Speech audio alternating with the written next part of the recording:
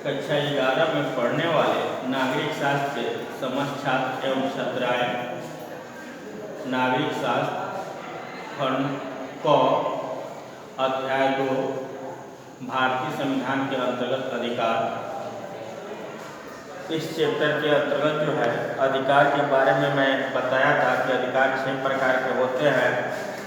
समानता का अधिकार, स्वतंत्रता का अधिकार, शोषण के विरुद्ध अधिकार, धार्मिक स्वतंत्रता का अधिकार, शैक्षिक एवं सांस्कृतिक अधिकार और 6 नंबर का जो अधिकार है वह है संवैधानिक उपचारों का अधिकार। ऊपर जितने भी अधिकार दिए गए हैं उन अधिकारों का अस्तित्व जो है संवैधानिक उपचारों के अधिकार पर निर्भर करता है।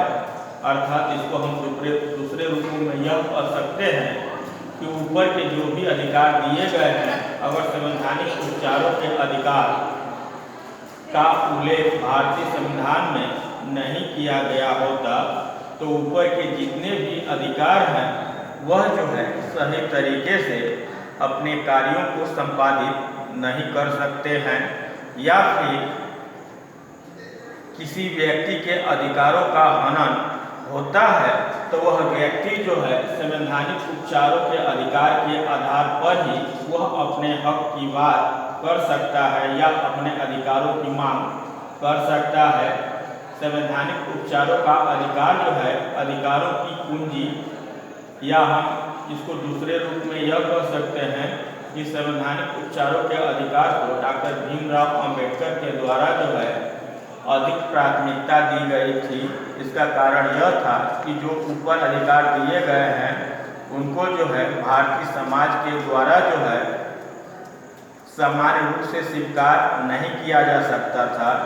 इसलिए जो है कानूनी कार्रवाई का जो है व्यवस्था जो है भारतीय संविधान में किया गया। और जो है इसके अंतर्गत आप देखिए बंदी प्रत्यक्षीकरण, इसके अंतर्गत जो है किसी भी व्यक्ति को या नागरिक को अगर पुलिस के द्वारा गिरफ्तार कर लिया जाता है तो उस व्यक्ति को कुछ अधिकार है जिसकी वो मांग कर सकता है। नंबर 1, FIR की प्रति दिखाइए कि हमें किस कारण जो है गिरफ्तार किया गया है, और उसके बाद जो है 24 घंटे के अंदर उस नागरिक को जो है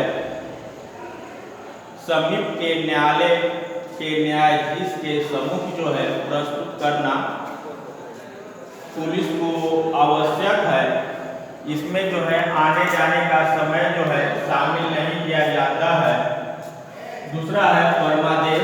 अगर भारतीय न्यायालय को ये लगे कि सार्वजनिक पद का कोई पदाधिकारी जो है अपने पद का दुरुपयोग कर रहा है या फिर अपने कार्यों को सही तरीके से संपादित नहीं कर रहा है तो भारतीय संविधान के द्वारा न्यायालय जो है उस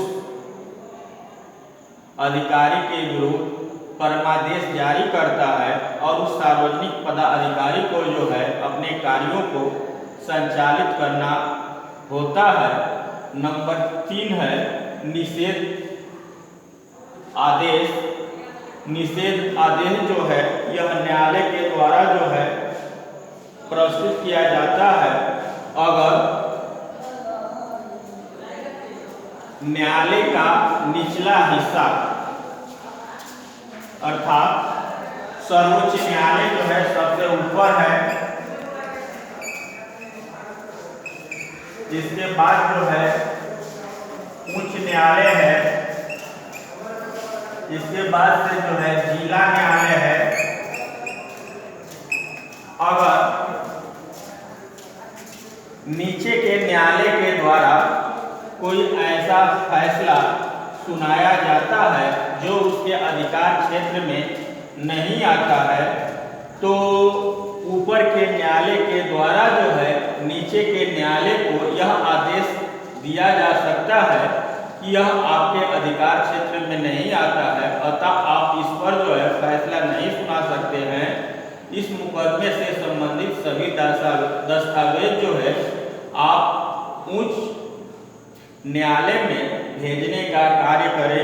अगला आपका है उत्प्रेक्षण रीट। उत्प्रेक्षण रीट के तहत जो है, अगर जब कोई निचली अदालत या सरकारी अधिकारी बिना अधिकार के कोई कार्य करता है तो न्यायालय उसके समक्ष विचाराधीन मामलों को उसको लेकर के उत्प्रेक्षण द्वारा उसे ऊपर अदालत या अधिकार को हस्तांतरित करने का आदेश देता है। आपका नंबर 5 है अधिकार परीक्षा। अधिकार परीक्षा के अंतर्गत जो है, जब न्यायालय को ऐसा लगता है कि कोई व्यक्ति ऐसे पद पर नियुक्त हो गया है जिस पद के वह योग्य नहीं है, तो उस स्थिति में जो है न्यायालय उत्प्रेक्षण रीट जारी करता है और इस रीट के तहत जो है वह व्यक्ति जो है अपना दस्तावेज जो है